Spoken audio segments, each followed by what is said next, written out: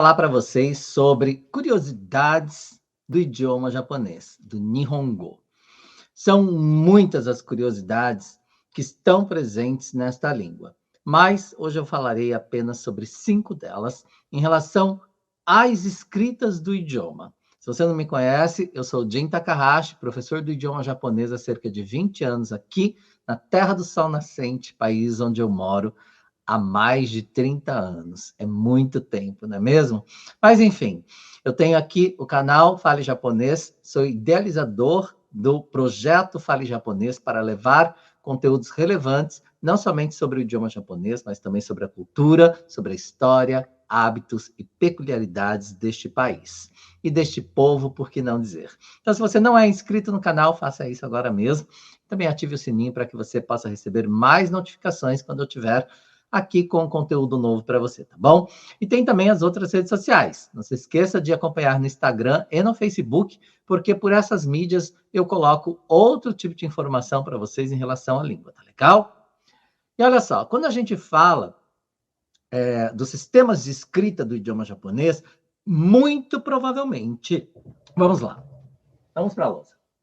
Muito provavelmente você já deva saber que nós temos 4 sistemas de escrita na língua. Só aqui nós teremos aí 4 curiosidades para passar para você. Depois eu passo a quinta e última, tá? Eu coloquei já aqui na lousa para você o kanji, hiragana, katakana e romaji. E aí, muitos estudantes perguntam, gente, por que tanto sistema de escrita para uma língua só? E eu vou dizer uma coisa para você. Agradeça tudo que você acredita pela existência desses sistemas de escrita na língua japonesa, porque senão seria muito mais difícil. Imagine se você tivesse que aprender somente com kanji, como os chineses, por exemplo. O mandarim, a língua chinesa, por exemplo, é tudo em ideograma, tudo em kanji. Não tem hiragana nem katakana para ajudar a gente, não. Isso daqui, ó, a mão na roda ajuda muito e muito e muito. As letras romanas eu costumo chamar de muletas. Então, essa daqui você pode abandonar. Na verdade, assim, eu costumo dizer que a língua japonesa tem 3 sistemas de escritas, que é o kanji, o hiragana e o katakana. O romaji você precisa abandonar, apesar de estar presente na língua japonesa, que nós utilizamos para romanizar o idioma. Mas vamos por partes. Então, a primeira curiosidade que eu quero passar para vocês é o kanji. O kanji, ele provém da China, porém também da Coreia. Escreve assim ou escreve Coreia? Não sei. Coreia, vou colocar desta forma para vocês.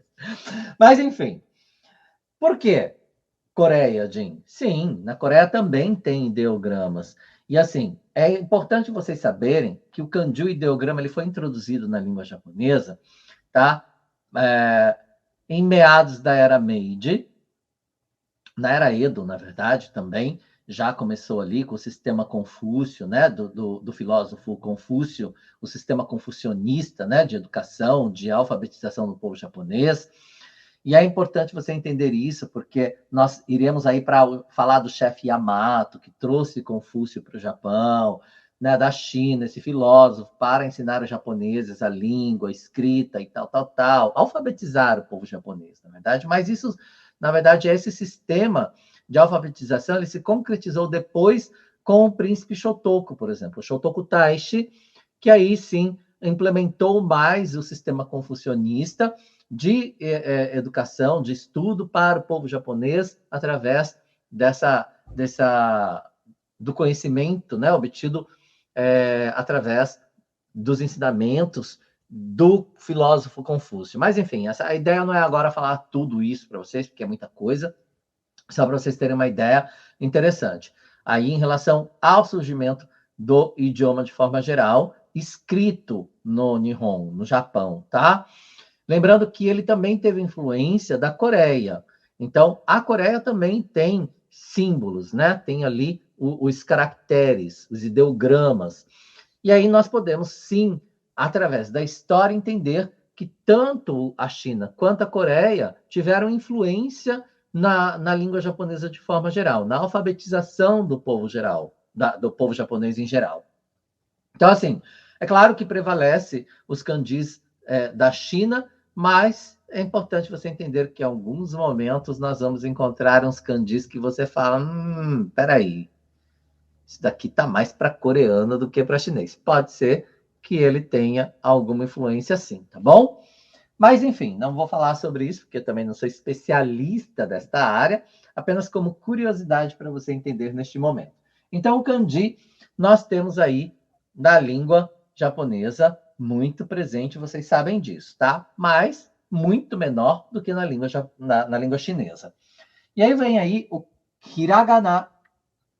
A segunda curiosidade, vou até colocar assim para vocês, ó. Primeira, segunda curiosidade. O hiragana, ele surgiu, vou colocar aqui na era Meiji. Meiji Jidai. E melhor colocar era para vocês, né? Era Meiji. Na era. Deixa eu tomar até.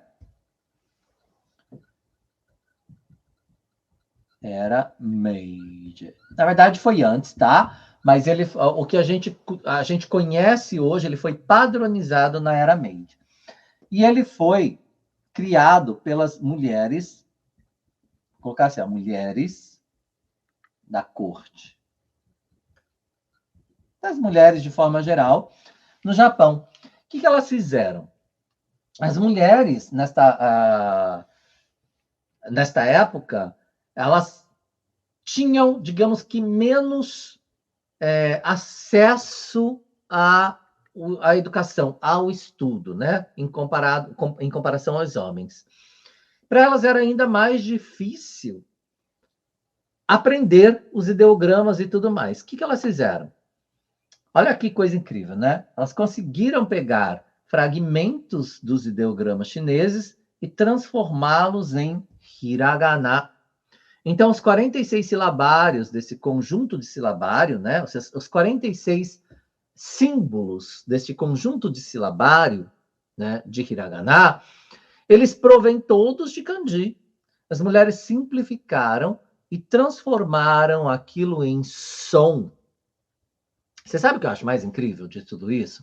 É que elas conseguiram identificar o som reproduzido pela língua, pela leitura dos kanjis, e entenderam que neles havia 46 tipos de som diferentes. Claro que depois nós vamos ter, né, outras junções, como o kya, kyu, kyo, por exemplo, que aí, né, nós teremos aí, enfim, não vem ao caso nesse momento, nós teremos junções do ya e o yo para termos outros fonemas, né, outro som da língua.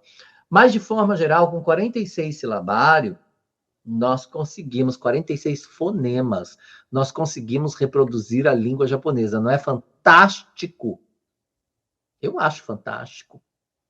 Porque, principalmente pelo fato de que as mulheres conseguiram extrair dos fonemas, da leitura, né, do som de milhares de kanjis, perceberam que havia ali como simplificar isso com 46 símbolos que representassem esses fonemas, esses sons. Por isso que eu falo tanto para vocês estudarem o hiragana e os fonemas, o som da língua, porque assim vocês, foneticamente dizendo, né, vocês conseguirão reproduzir a língua com muito mais, como é que fala? Tem uma palavra para isso, não vem agora, com muito mais assertividade, essa é a palavra, perdão.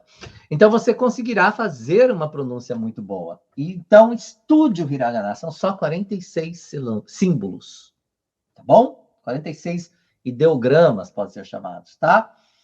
E foi, então, padronizado na Era Meiji aquilo que nós conhecemos hoje. Ele passou por por mudanças, passou por, como é que fala? Com mudanças. Foi se polindo, digamos assim, tá? Para termos o que nós temos hoje. E aí o katakana, Jim, por que então que nós temos o katakana? Essa é a terceira curiosidade para você. O katakana, ele foi criado por aprendizes de monges. Aprendizes de monge. Vou colocar assim, tá? Também, o que nós conhecemos hoje foi padronizado na Era Meiji.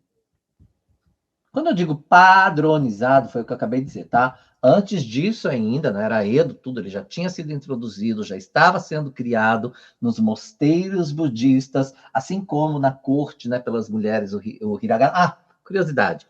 Hiragana, as mulheres, elas criaram para escrever contos infantis, cartas de amor, cantigas, por exemplo. Então, elas facilitaram, simplificaram o som dos kanji para escrever a língua em hiragana.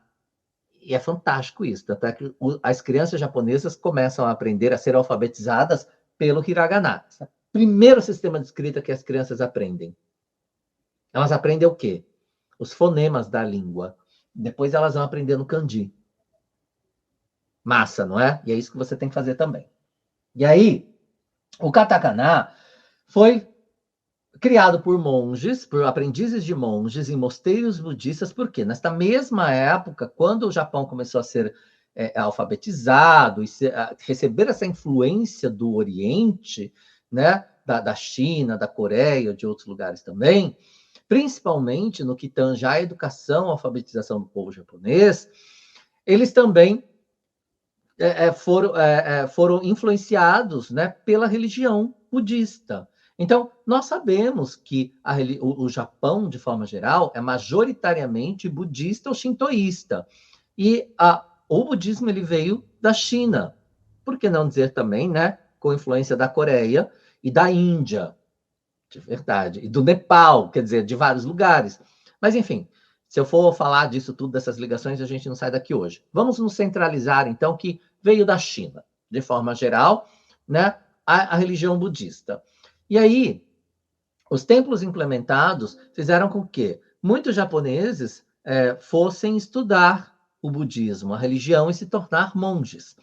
Porém, esses estudantes jovens da religião, da nova religião, digamos assim, que surgia, né, no país, tinham também dificuldades de ler os manuscritos, que vinham tudo em kanji da China. E dentro desses mosteiros budistas nasceu, então, o katakana, que também provém de kanjis. Então, os monges, os aprendizes, né, da religião, eles pegaram também os kanjis, fragmentos de determinados kanjis, que possuíam determinado som, estou falando de som, não é? O fonema da língua, e criaram o katakana para representar aquele som, aquele fonema. Também com 46 símbolos. Por quê? Porque também entenderam, assim como as mulheres, que existiam 46 sons. 46 fonemas, de um total de milhares de kanji, para que você possa ler esses kanji. Não é fantástico? Quando você vê, por isso que eu falei para vocês no começo que dê graças a tudo que você acredita, ao universo, a Deus, enfim, pela existência de hiragana e katakana, porque através desses símbolos, você consegue compreender todos os fonemas de um idioma extremamente complexo. Você consegue entender a pronúncia de uma língua constituída por milhões de kanji. Eu digo milhões, porque na China tem muito mais ainda do que no Japão. Não é lindo isso? Facilita demais a nossa vida. Então, preste atenção nisso, porque esses dois grupos, tá, de fonemas, preste atenção, são 46 que possuem o mesmo som. É A, I, U, E, O, Ka, Ki, Ku, Ke, Ko, Sa, Shi, Su, Se, So, Ta, Chi, Tu, Te, To, Ma, Mi, Mu, Me, Mo, Ha, Hi, Hu, He, Ho, Ya, Yu, Yo, Ra, Ri, Ru, Re, Ro, Wa, Wo, Acabou. São esses os sons que a gente precisa. Não sei se eu esqueci de algum aqui, mas enfim, acredito que não. São esses os sons que a gente precisa para falar a língua. E aí, o katakana, por sua vez, ele é utilizado para escrevermos todas as palavras gairaigo, ou seja, palavras que são provenientes de um outro idioma, de um outro país, que nós em português chamamos de estrangeirismo, ou seja, uma palavra de origem estrangeira que passou a fazer parte da nossa língua, no caso da língua japonesa. Agora, se você prestar bem atenção, quando eu falo palavras estrangeiras, é muito importante você entender que é de qualquer língua. Então, nós temos palavras em holandês, em francês, em português, em alemão, em inglês.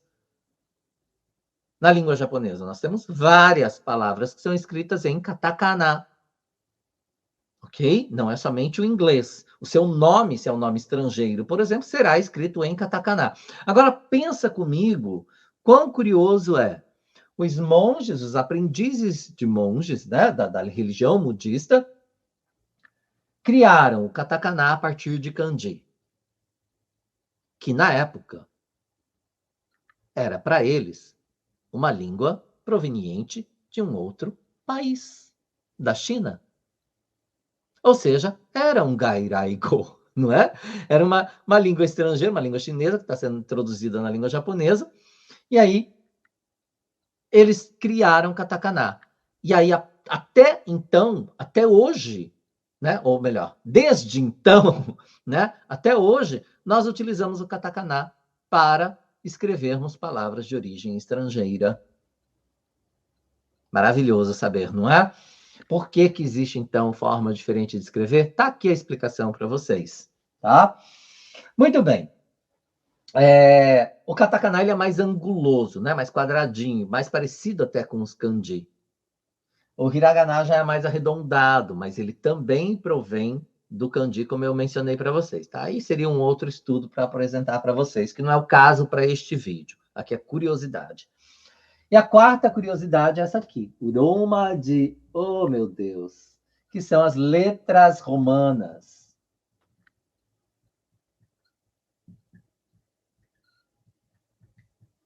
As letras romanas, gente, nós utilizamos para escrevermos, romanizarmos a língua japonesa. Então, tudo que você escreveria, né? Seja uma palavra estrangeira, de origem estrangeira, um gairaigo, ou seja uma palavra japonesa, você escreveria, tudo que você escreveria em kanji, hiragana e katakana, você escreve com letras romanas, né? Que são as letras provenientes aí, né? Do latim, vamos falar dessa forma, para ser mais enfim, mais específico. Mas a ideia não é essa. Por que nasceu as letras romanas? Aqui a ideia é trazer para você uma curiosidade. Porque existia um sistema de escrita na língua japonesa para romanizar a língua japonesa, porque, de fato, o Japão ele veio muitos estrangeiros de Portugal, da Alemanha, francês, da Holanda, como eu disse para vocês já, né? Trazendo muito conhecimento para o Japão na era feudal. Mas, obviamente, esses estrangeiros não falavam a língua japonesa. E, obviamente, também precisavam, de alguma forma, entendê-la. Não sei em que momento da história surgiu o sistema de escrita romanizado, tá? Que é Kunreshiki, que é um outro sistema Kunre que a gente tinha no Japão. E existe até, algumas pessoas talvez até utilizem, mas de forma geral, também na era Meiji, quando hiragana e katakana foram padronizados, surgiu as letras romanas que nós chamamos de Rebonshiki. Rebonshiki, shiki é um sistema, digamos assim, um sistema Rebon, tá? O Rebon, ele vem do nome do reverendo James Curtis Hepburn. Então, Hepburn, acredito que seja assim que pronuncia, tá? Então, o reverendo da religião católica, né, James Curtis Hepburn, esteve no Japão, e Rebon vem de Hepburn. Então, é esse o sistema criado por ele. E ele resolveu escrever um dicionário para que estrangeiros que não soubessem a língua japonesa, que estivessem estudando a língua japonesa, pudessem entender o idioma com letras romanas. E na Era Meiji, após a Segunda Guerra Mundial, com a vinda de muitos americanos, de muitos estrangeiros, enfim, para ajudar o Japão a se reerguer, por exemplo, as mulheres japonesas viram no mercado uma possibilidade muito grande de posicionamento no mercado de trabalho se elas soubessem falar inglês. Massa, não é? Porque elas entenderam que, como eu vou me posicionar no mercado pós-guerra? Então, como estava havendo muita influência estrangeira, principalmente americana, no Japão, as mulheres viram nisso uma possibilidade também de aprender a língua para se posicionarem melhor no mercado. E este dicionário do James Curtis Hepburn foi utilizado pelas mulheres japonesas para que elas pudessem aprender também a língua estrangeira. Gostou? Demais, não é? Pois é. Então, quando a gente entende um pouco de onde vem a origem do porquê existe e porquê faz parte da língua, nós teremos que entender um pouco da história deste país e das necessidades do povo, né, para que esses sistemas de escrita surgissem no seu, vamos lá, seu sistema educacional, vamos falar dessa forma, né, na forma com que eles aprendiam tanto línguas estrangeiras quanto até o seu próprio idioma. Uma curiosidade muito grande para vocês, neste momento, é que a letra, o katakana, o silabário katakana, apesar de ser utilizado para escrevermos palavras de origem estrangeira, como eu mencionei, na Segunda Guerra Mundial, muitos soldados morreram em campo de batalha, nós sabemos disso. E eles deixavam nos seus bolsos cartas para suas famílias, para serem reconhecidos. Saber quem era aquele corpo, eles não sabiam em que situação iriam ser encontrados. O japonês tem muito essa ligação, na verdade, com os seus entes queridos pós-morte. Então é importante, para eles era muito importante que fosse reconhecido, que eles não fosse abandonado o corpo dele em campo de batalha sem saber quem ele era. Então ele deixava carta para os seus familiares, e essas cartas eram escritas em katakana. Não era escrita em kanji, eles não tinham ainda esse conhecimento. Não era alfabetizado, né? O suficiente para escrever em kanji e tudo mais. Mas eles escreviam em katakana as suas cartas. Eu vi isso em um programa da NHK que mostrou todo um arquivo que tem em uma biblioteca dessas cartas que foram encontradas nos bolsos dos soldados japoneses que morreram em batalha, em campo de guerra. Tudo em katakana. Achei muito curioso isso. E estou passando isso para vocês.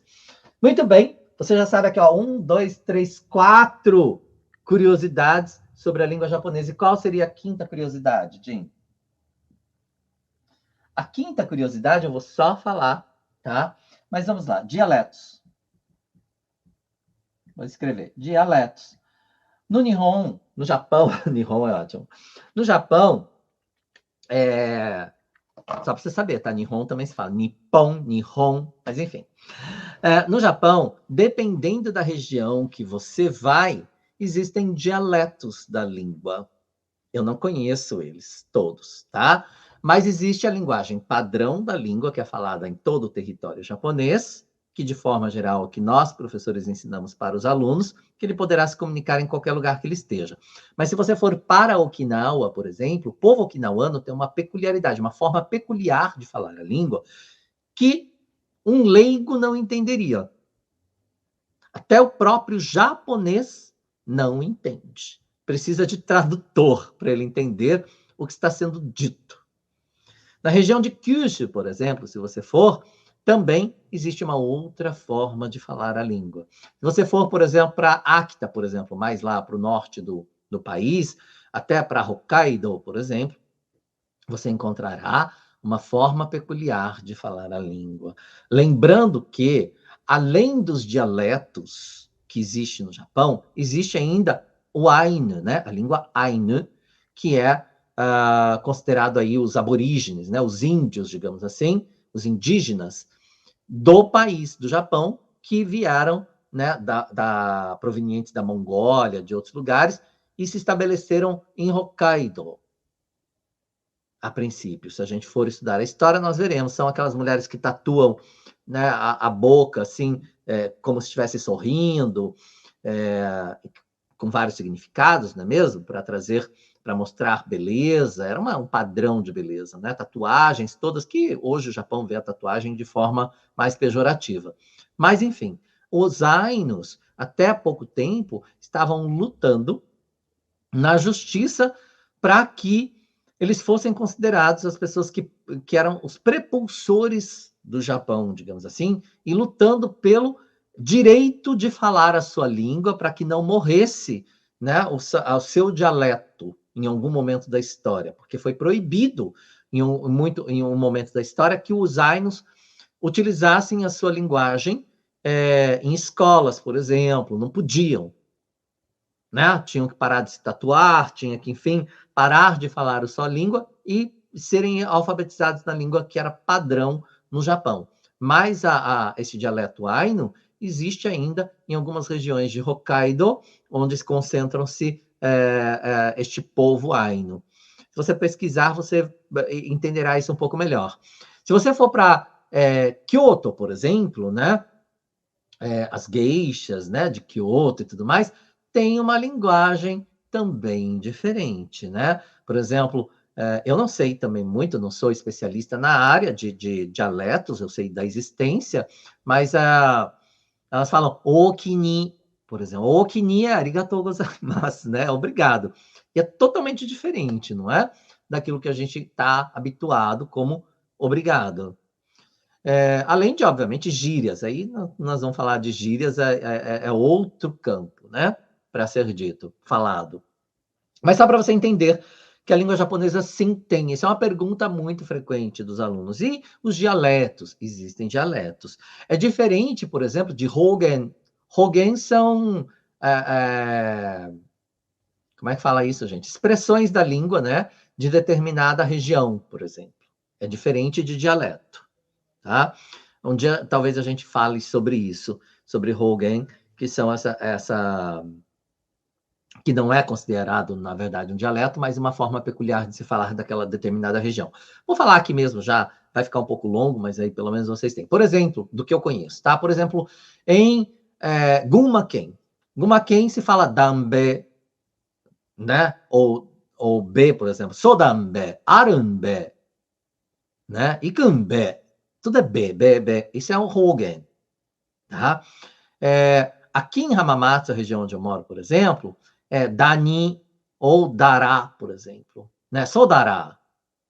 Arurá, por exemplo. Né? Também Arurá, Sodará. Ikura.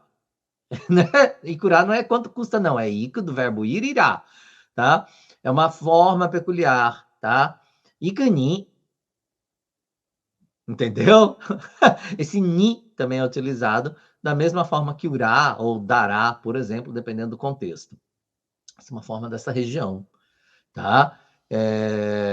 Em Yokohama falam já, tudo já, sou já, aru já, ikun já. Daijoubu já, tudo é já. Por isso que eu tenho o hábito de falar já, né? Esse já, né? Eu peguei em Yokohama, porque quando eu vim para o Japão, foi o primeiro lugar que eu vim morar. Morei 2 anos e meio, e para mim isso fazia parte da língua, o já. Iku já, né? Sou já. Tudo era já. Mas, enfim, hoje eu já não falo mais assim, mas o já, como até logo, né, até mais, permaneceu na minha forma de falar, porque fui meio que alfabetizado ali. Mas existem outros lugares, tá? Aqui, a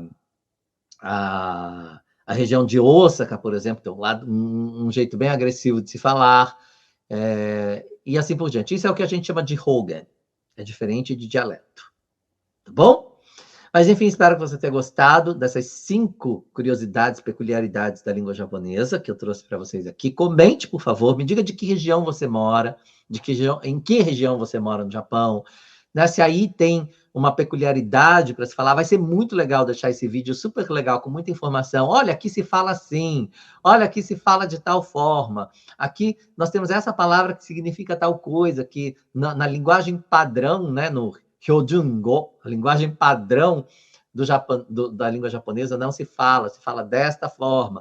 É muito legal para que as pessoas que vejam este vídeo possa ter este conhecimento, se você é uma pessoa que mora aqui no Japão. Se você está estudando a língua, é muito legal você saber essas peculiaridades, essas curiosidades do idioma, principalmente ao que tange as escritas da língua, os sistemas de escritas existentes no idioma, porque isso vai facilitar bastante a sua compreensão e também te ajudar a entender o uso de cada uma delas, de cada um dos sistemas, não é? E como que eles foram criados, por que foram criados, em que momento da história deste país eles existiram, passaram a ser utilizados pelo povo japonês.